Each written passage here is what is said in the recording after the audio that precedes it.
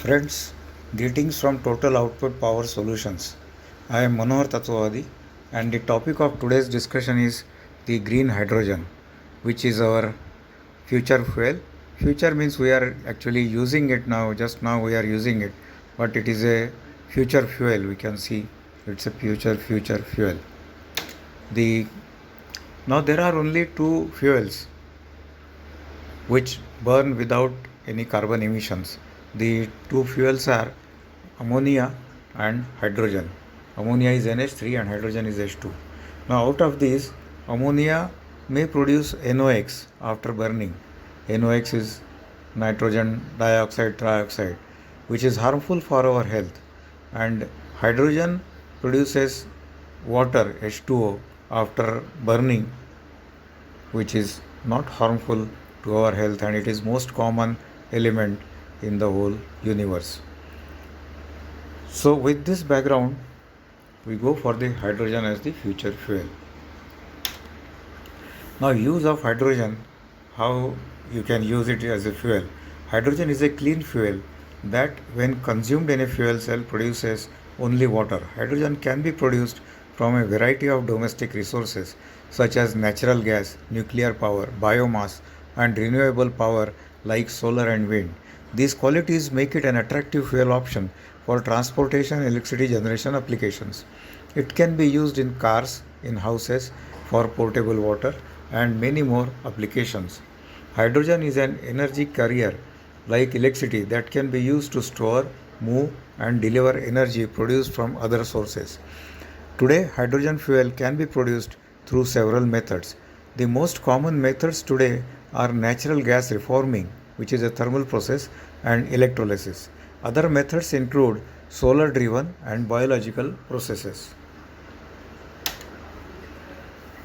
The hydrogen cost we can see in brief.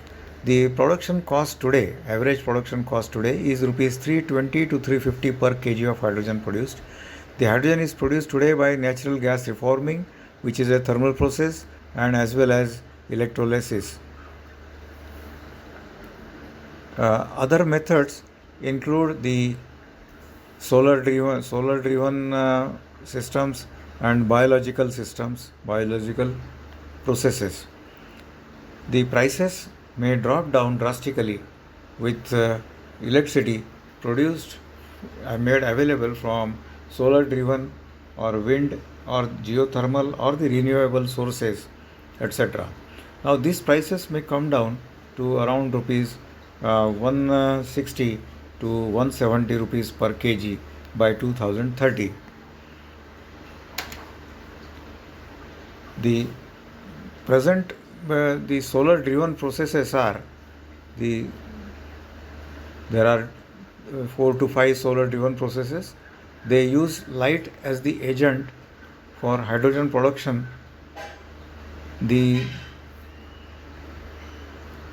There are a few solar driven processes which use light. So these are the photocatalytic process. That is the photocatalytic water splitting, which you can see in the figure, photocatalytic by using sunlight. Then the photoelectrochemical water splitting. This is also a photo, means based on light, based on sunlight, photoelectrochemical water splitting. Then photovoltaic electrochemical water splitting. This is again water splitting. So it is a photovoltaic electrochemical water splitting. You can see in the figure. Then solar thermochemical water splitting. This is also water splitting. Then the photothermal catalytic hydrogen production.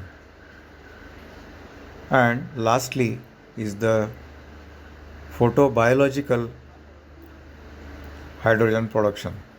So last two, E and F, they are hydrogen production. Rest of our water splitting. By splitting water you can produce hydrogen like that. You can see in the figure also. Then mostly the thermal processes are used for production of water. Thermal processes for hydrogen production typically involve steam reforming. a high temperature process in which steam reacts with a hydrocarbon fuel to produce hydrogen.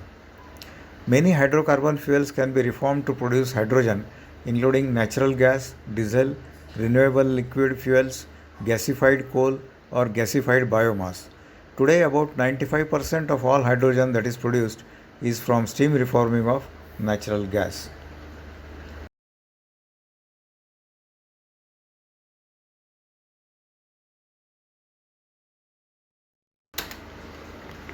The biological processes, they use the microbes such as bacteria and microalgae and can produce hydrogen through biological reactions. In microbial biomass conversion, the microbes breaks down to organic matter like biomass or wastewater to produce hydrogen, while in photobiological processes, the microbes use sunlight as the energy source. But the process is rather slow. Now we talk about the electrolyzer. This is the electrolyzer figure. The electrolytic process is the electrolytic process is described. Water can be separated into oxygen and hydrogen through a process called electrolysis.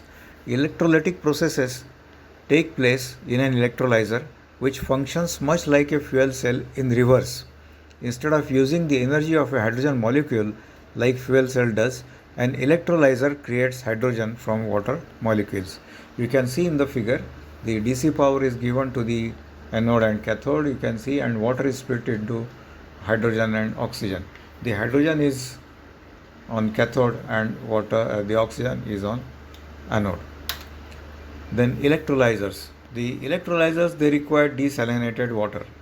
Then 9 kg or 9 liters of water is required for generating 1 kg of hydrogen. 8 kg of oxygen will also be generated in the process.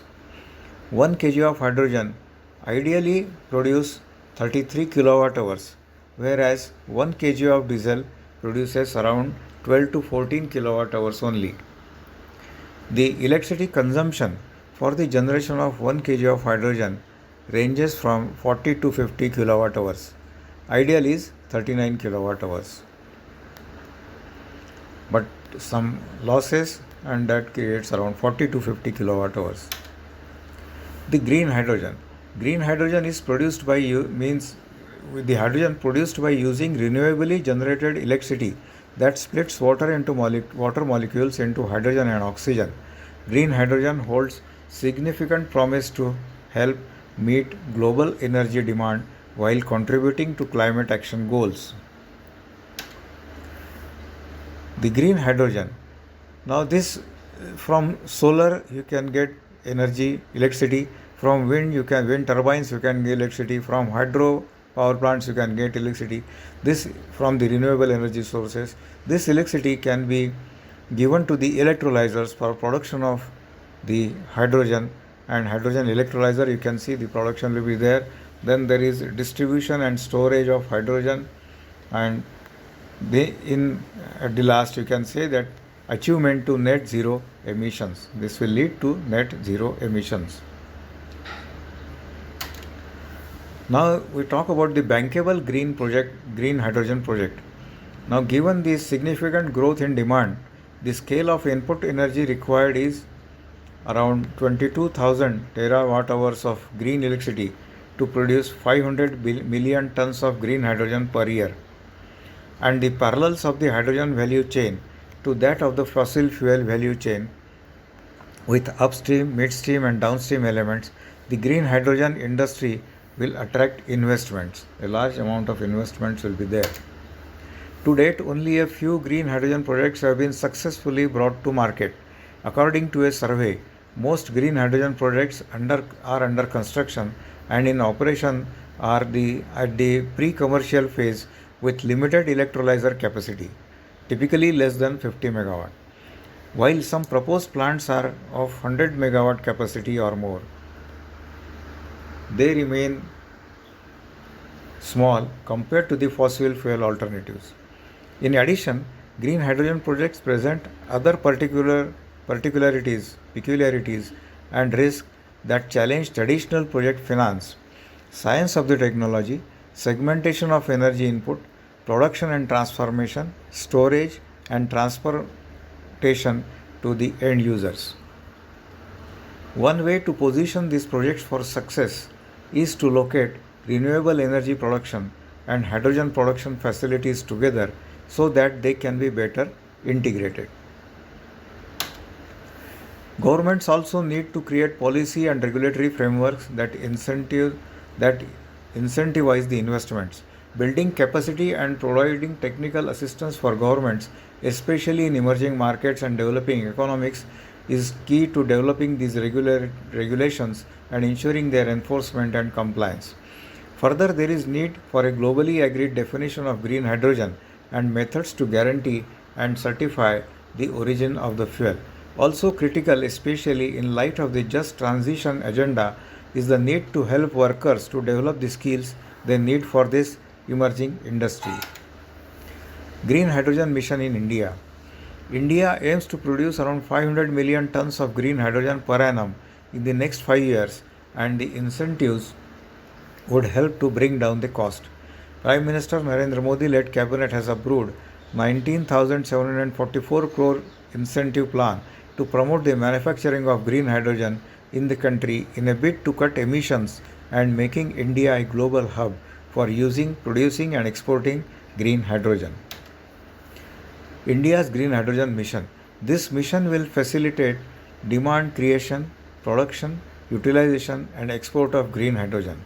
There will be two submissions. First will be the strategic interventions for green hydrogen transition program for funding the domestic manufacturing of electrolyzers and production of green hydrogen. That will around 17,490 crores are for that. The second is to support the pilot projects and hydrogen hubs, rupees 1,466 crores, and in the end use sectors and production pathways, rupees 400 crores for research and development and rupees 388 crores for other parts of the mission. There are top 10 companies in India in the field. One is Reliance Industries Jamnagar, then Adani New Industries, GAIL in Guna, GAIL GAIL in Guna MP, National Thermal Power Corporation NTPC, Indian Oil Corporation Mathura Panipat, IOC, Oil and Natural Gas Limited ONGC, ONGL, Bharat Petroleum BPCL, that is Sambhajinagar, Larsen and Toubro, Hazira in Gujarat, JSW Steel and Jindal Stainless. These are the top 10 companies in the field. There may be some other companies also. The mission seeks to promote development of green hydrogen production capacity of at least 5 million metric tons per annum with an associated renewable energy capacity addition of about 125 gigawatt in the country by 2030. It envisages an investment of over rupees 8 lakh crore and creation of over 6 lakh jobs by 2030. It will also result in cumulative reduction in fossil fuel imports of over rupees 1 lakh crore and abatement of nearly 50 MMT of annual greenhouse gas emissions by 2030. So thanks for watching. Wishing you all the best for the year 2024 and years ahead. Please like, share and subscribe Total Output Power Solutions.